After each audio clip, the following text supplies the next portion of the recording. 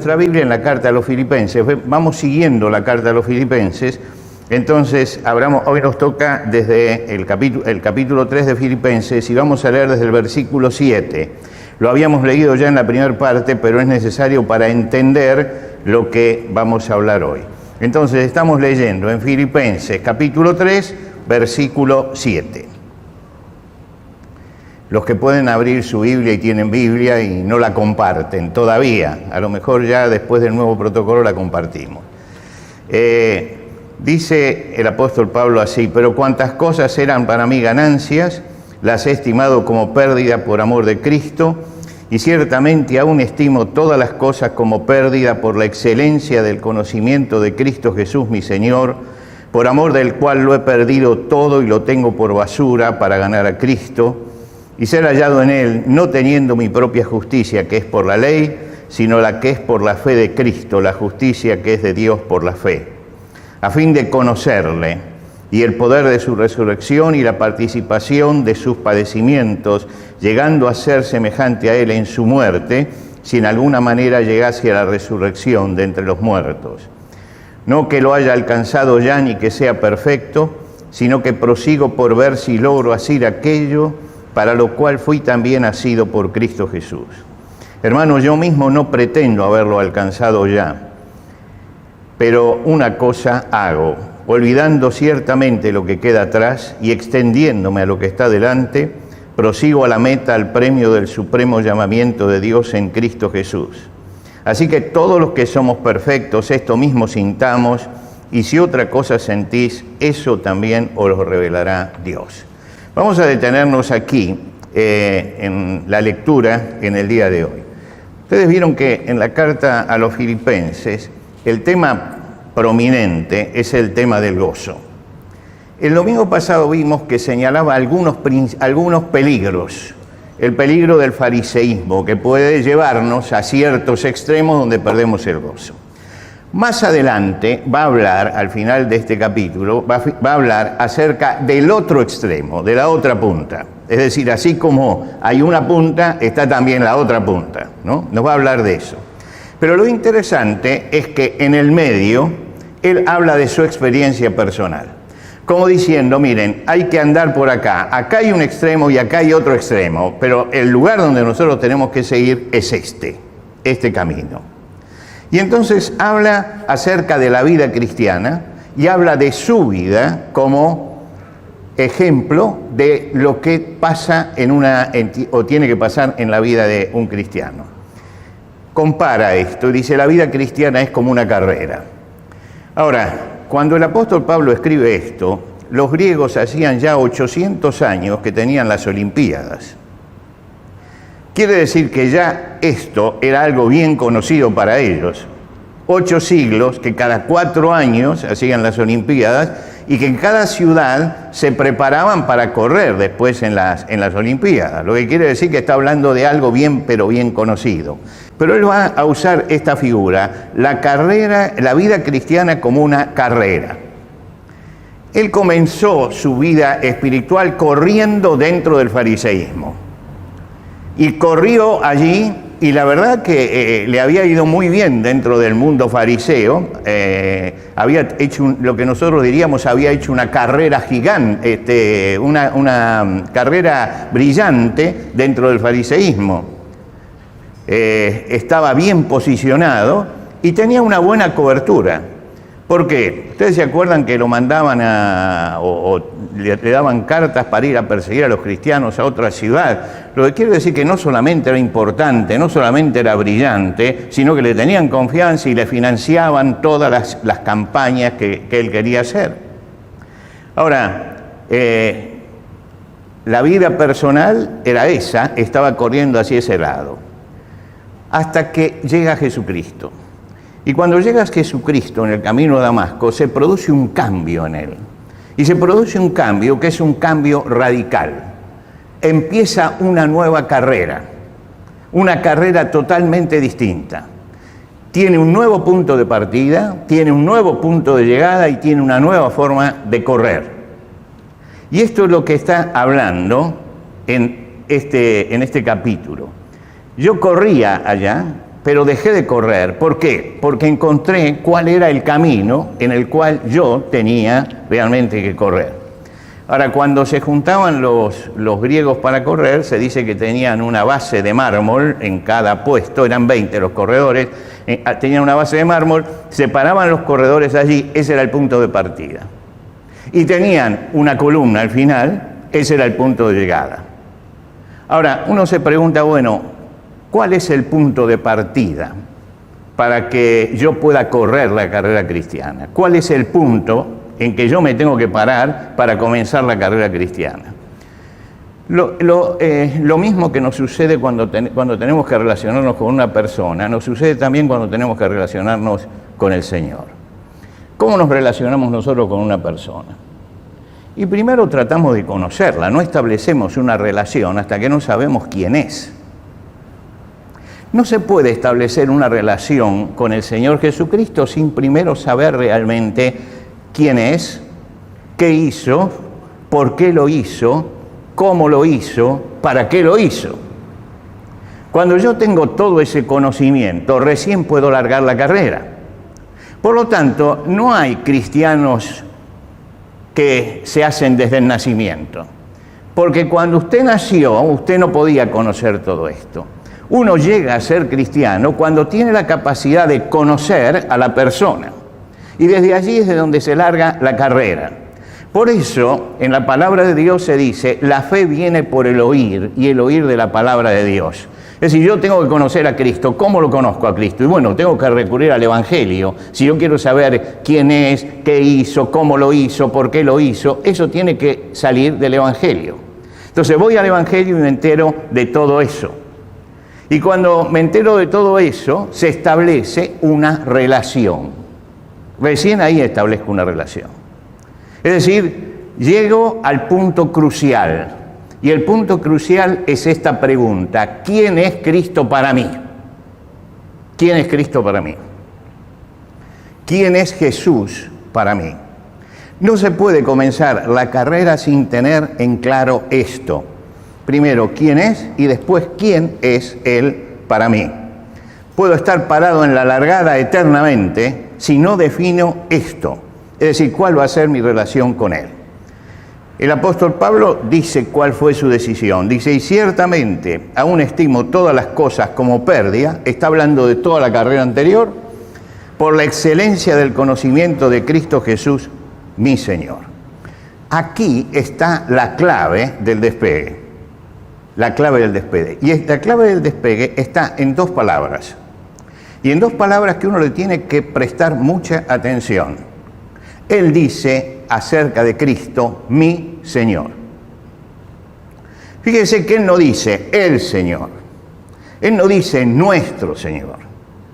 Muy pocas veces el apóstol Pablo utiliza el mí, el cual me amó y se entregó a sí mismo por mí. Y vuelve aquí a decir mi Señor, mi Señor. Es decir, es esa relación personal donde entiendo lo que significa el señorío de Cristo para mi vida. Dice, allí uno empieza a correr. Cuando realmente en la vida cristiana uno llega a decir no solamente el Señor, no solamente nuestro Señor, sino mi Señor. Ahora, yo puedo ser cristiano, puedo estar sentado hoy acá y no haber dicho esta palabra fundamental, mi Señor, porque hablo de Jesús como el Señor, como nuestro Señor, pero no he internalizado esto. ¿Por qué? Porque todavía estoy en una lucha interna con Él. A veces se hace mi voluntad y a veces se hace la voluntad de Él. Cuando yo llego a esta palabra, mi Señor, es cuando se vence realmente la soberbia. Porque ¿qué es la soberbia? La soberbia es que yo quiero mandarme a mí mismo. Yo quiero ser mi propio Dios. Pero además quiero ser cristiano y tener esperanza cristiana. Ahora, esto indudablemente va a producir un conflicto. Voy a ser un cristiano conflictivo. ¿Cuándo dejo de ser un cristiano conflictivo? Cuando realmente yo digo, mi Señor, mi Señor. Cuando entro a esta relación personal. Fíjense que Pedro lo conoció a Jesús. Cuando lo llevó a Andrés para que lo vea, lo conoció. Pero después Jesús lo enfrentó en el mar de Galilea. ¿Se acuerdan la pesca milagrosa? Y cuando se produce la pesca milagrosa, Pedro dice: Señor, apártate de mí, porque soy hombre pecador. Y él utiliza ya el término Señor. Y Jesús lo invita a que lo siga. ¿Por qué? Porque no hay largada en la vida cristiana si yo no acepto a Jesús como Señor. Y no hay progreso espiritual si no lo acepto como mi Señor. Por eso, el punto crucial que nos dice Pablo es este, cuando él llama a Cristo mi Señor. Por supuesto, nadie puede llamar a Jesús Señor sino por el Espíritu Santo, lo dice Pablo a los Corintios. Pero hay que dar un paso más que el de llamar a Jesús Señor. Hay que llegar a personalizarlo. La carrera cristiana marcha cuando yo personalizo esto. Cuando nosotros renunciamos a la soberbia, porque es la soberbia la que se resiste a decir mi Señor. La soberbia prefiere decir es el Señor. Porque si yo digo mi Señor, le estoy dando el control total de mi vida.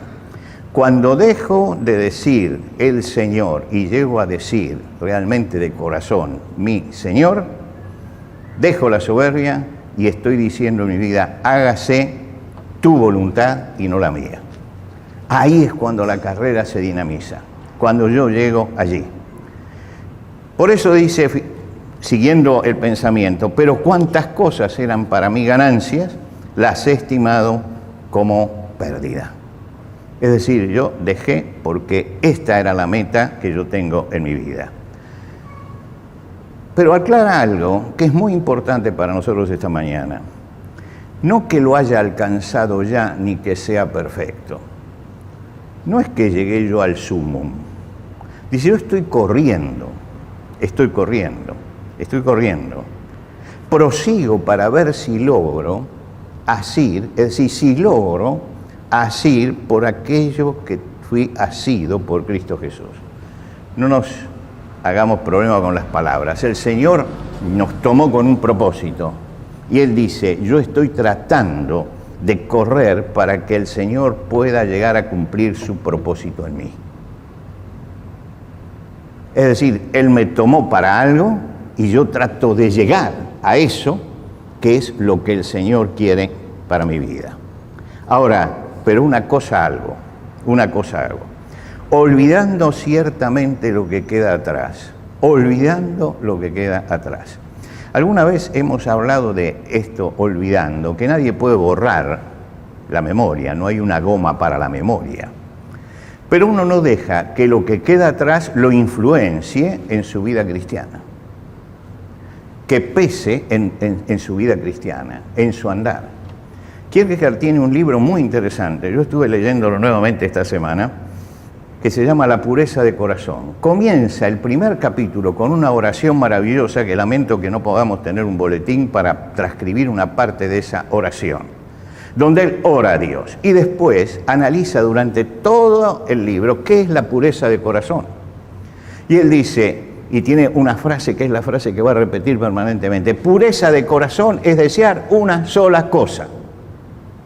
Pureza de corazón es querer una sola cosa. Cuando yo digo yo quiero esto, querer una sola cosa. Coincide con lo que dice la palabra de Dios en la carta de Santiago: el hombre de doble ánimo es inconstante en todos sus caminos. Entonces tiene que querer una sola cosa. Y el apóstol Pablo dice: una cosa hago. Es decir, esta es la meta que yo me propuse en la vida. Dejando lo que queda atrás. Todos tenemos un pasado. En ese pasado nosotros podemos contabilizar dos cosas. Podemos contabilizar triunfos y también fracasos. En algunos casos nos aprobaban, en otros casos nos aplazaron. Ahora, todo eso pesa en nuestra vida presente también. Muchas veces pesa las cosas que hicimos bien, porque empezamos a regodearnos en el pasado, los laureles que supimos conseguir, como dice nuestro himno nacional. El apóstol Pablo dice, olvídese de lo que usted pudo conseguir, porque lo único que vale en este momento es lo que usted va a hacer de acá en adelante. Olvídese de esto. Déjelo atrás, déjelo atrás. No deje que eso le impida seguir adelante. No deje que eso le impida. No esté dando vueltas sobre el pasado, mirando los grandes triunfos que tuvo, sino mire hacia el futuro sobre los grandes triunfos espirituales que va a tener. Esto es lo primero. Tiene fracasos. No deje que los fracasos lo depriman. No separen el fracaso del pasado. Dice, mire hacia adelante, porque todo es distinto en el Señor. Él nos está diciendo, mire, no mire para atrás. Nadie puede correr una carrera mirando para atrás. Tiene que mirar hacia adelante. Y entonces él mira hacia adelante. ¿Tiene un pasado positivo? Olvídelo, déjelo. Son los laureles que el Señor le dará cuando llegue a su presencia. ¿Tiene un pasado negativo? Déjelo. El futuro va a ser mejor con el Señor. No vivamos del pasado ni negativo ni positivo. Miremos hacia adelante. Y cuando uno mira hacia adelante, tiene una columna delante. Es la meta. Cuando uno tiene una meta, nada lo debe desviar. El que corría en el estadio sabía que tenía gente que era de su pueblo y que venía a darle ánimo a él, y tenían lo del otro pueblo que estaban tratando de que se cayera. El que corría, corría y sentía la voz de uno que lo animaban y de otro que decían, pobre desgraciado, te vas a caer antes del final.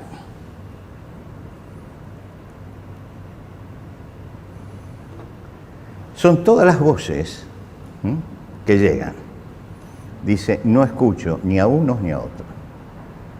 No escucho. Yo tengo que seguir a la meta. Tengo voces de un lado y tengo voces del otro. Si yo me distraigo con las voces que me animan y me paro y digo, muchas gracias, pierdo la carrera. Si yo me paro y digo, ¿por qué me están diciendo eso? Pierdo la carrera. Yo me olvido de todo eso y corro. ¿Corro por qué? Porque hay una meta. Hay que seguir mirando hacia adelante.